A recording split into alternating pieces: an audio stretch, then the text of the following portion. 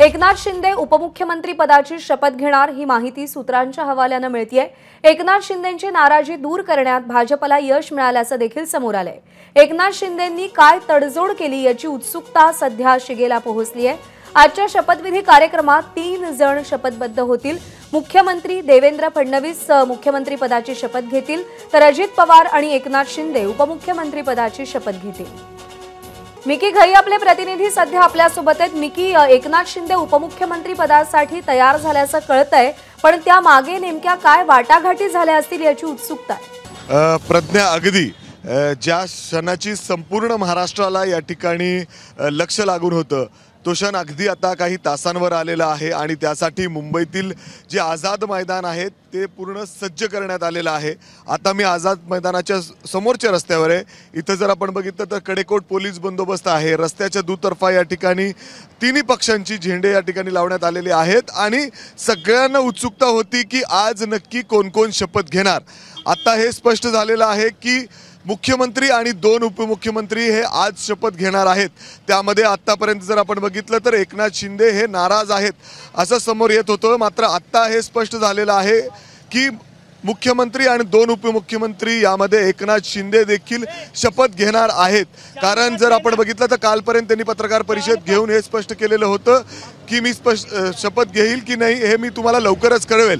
मात्र आता रात्री जवळपास 2दा स्वतः देवेंद्रजी हे वरच्या निवासस्थानी ज्या ठिकाणी एकनाथ शिंदे होते त्या ठिकाणी गेलेले होते। एवढंच काय तर त्यांच्यामध्ये नक्की चर्चा देखील झालेली आहे। काय मंत्रिपद हवी आहेत याबाबत देखील त्यांनी काही स्पष्टता देण्यात आलेली आहे आणि त्यानंतरच एकनाथ शिंदे देखील आज आझाद मैदानावर शपथ घेतील हे आता स्पष्ट झालेलं आहे। आणि त्यामुळं जी उत्सुकता होती की एकनाथ शिंदे काय करणार हे आता जवळजवळ स्पष्ट होताना दिसतंय की स्वतः एकनाथ शिंदे देखील या ठिकाणी येतील आणि मंत्रिपदाची ते या ठिकाणी शपथ घेणार आहेत। अर्थात त्या पद्धतीने स्टेजवर नियोजन देखील करण्यात आलेलं आहे। एक मुख्यमंत्री आणि 2 उपमुख्यमंत्र्यांच्या खुर्च्या देखील त्यांना सांगण्यात आलेले लावण्यासाठी। मात्र जर आपण इथं बघितलं तर जय्यत तयारी आपल्याला पाहायला मिळते। मात्र कुठले त्यांना पोर्टफोलिओ दिले जाणार आहेत, कुठले मंत्रिपद त्यांना दिले जाणार आहेत, कशा गोष्टी कुठल्या गोष्टींवर ही सगळी वाटाघाटी झालेली आहे हे लवकरच स्पष्ट होईल। याच्या बाबतीत आतापर्यंत माहिती मिळालेली नाहीये। मात्र स्वतः देवेंद्रजी रात्री 2दा त्या ठिकाणी पोहोचलेले होते आणि त्यानंतर कुठेतरी एकनाथ शिंदे यांना मनवण्यात यश आलेलं आहे आणि आज या शपथविधीमध्ये एकनाथ शिंदे देखील या ठिकाणी शपथ घेतील हे जवळजवळ आता स्पष्ट होताना दिसतोय। त्याच पद्धतीने इथं आझाद मैदानावर जय्यत तयारी पाहायला मिळते। मी त्या गेटच्या समोर आहे। जर आपण बघितलं तर कडेकोट पोलीस बंदोबस्त तैनात आहे। जवळपास 5000च्या वर पोलीस बंदोबस्त। बरोबर आहे मिकी, सगळ्यात महत्त्वाचा उल्लेख तू केलास तो म्हणजे कोणकोणते पोर्टफोलिओ त्यांना दिले जातील आणि या सगळ्या संदर्भात चर्चा करूयात। गणेश ठाकूर आपले प्रतिनिधी आपल्या सोबत आहेत। गणेश, उपमुख्यमंत्री पदासाठी शिंदेंची समजूत नेमकी कशी काढली गेली? कारण गृह खात्याच्या किंवा नगरविकास खात्याच्या मागणीवरती शिंदे ठाम होते, मग ही सगळी तडजोड कशी झाली? हे बघा, दिल्लीच्या भेटीनंतर प्रज्ञा भाजपकडनं त्यांच्याशी चर्चा सुरू होती। मात्र दिल्लीच्या पक्षश्रेष्ठींनी दिल्ली भेटीनंतर त्यांच्याशी चर्चा केली नाही, कारण राज्य पातळीवरती जी चर्चा करायची होती देवेंद्र फडणवीस त्यांच्याशी बोलत होते।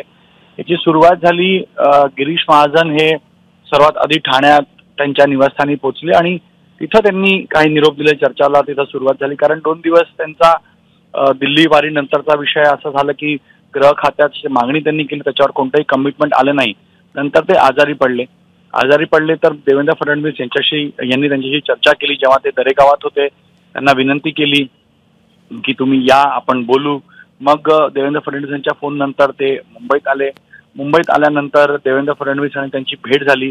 त्या भेटीमध्ये फडणवीसांनी शिंदे यांना विनंती केली की आपण एकत्र 2.5 वर्ष सरकारमध्ये होतो, मी उपमुख्यमंत्री म्हणून काम भूषवलं, आपल्या मागण्या आमच्या समोर आहेत, आम्ही त्याच्यावर निश्चित विचार करतो।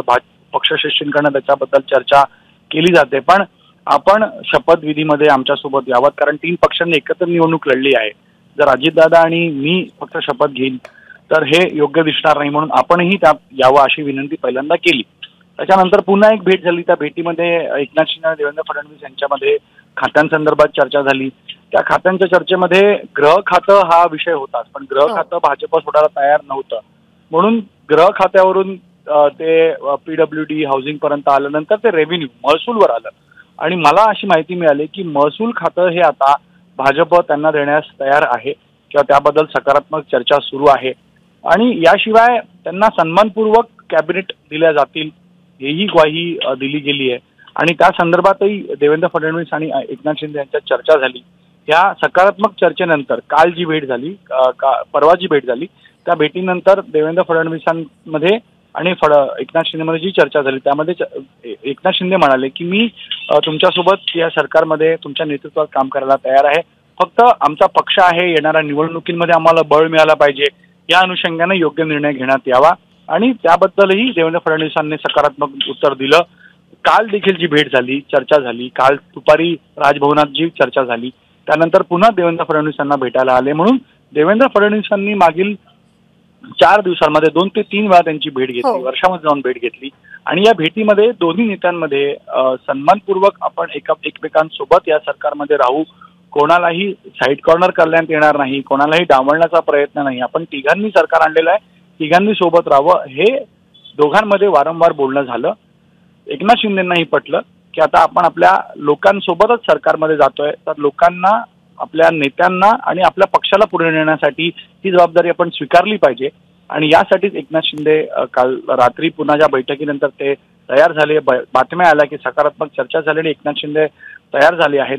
पण एकनाथ शिंदे कॅम्पमधून डे 1 पासून सांगण्यात येते की आम्ही सरकारमध्ये असू आणि एबीपी माझानच ही बातमी दाखवली होती की एकनाथ शिंदे हे बार्गेन पॉवर वापर करून बार्गेन करतायत पण उपमुख्यमंत्री पद ते स्वीकारतील, तसंच झालेलं आहे। आज ते शपथ घेणार आहेत आणि यामध्ये सर्वात मोठा रोल हा देवेंद्र फडणवीस यांचा स्वतः होता, त्यांनी त्यांच्यासोबत चर्चा केली आणि या सगळ्या शिष्टाईला यश आल्याचं आपल्याला पाहायला मिळतंय आणि अखेर एकनाथ शिंदे हे उपमुख्यमंत्री पदाची शपथ घेतील। अर्थात प्रश्न हा आहे की कोणते पोर्टफोलिओ, कोणती मंत्रिपदं खाती ही शिवसेनेकडे असतील।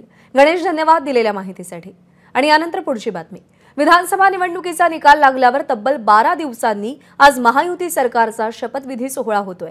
संध्याकाळी 5:30 वाजता महायुती सरकार 2.0 चा शपथविधी होणार आहे आणि म्हणून मुख्यमंत्री म्हणून देवेंद्र फडणवीस आज शपथबद्ध होतील, तर एकनाथ शिंदे आणि अजित पवारही आज उपमुख्यमंत्री पदाची शपथ घेतील। सोहळ्यासाठी 3 मोठमोठे स्टेज उभारण्यात आलेत आणि महत्त्वाचं म्हणजे भगव्या रंगाचा वापर इथं मोठ्या प्रमाणात करण्यात आलाय। शपथविधीला पंतप्रधान नरेंद्र मोदींसह अनेक राज्यांचे मुख्यमंत्री आणि इतर बडे नेते उपस्थित असतील।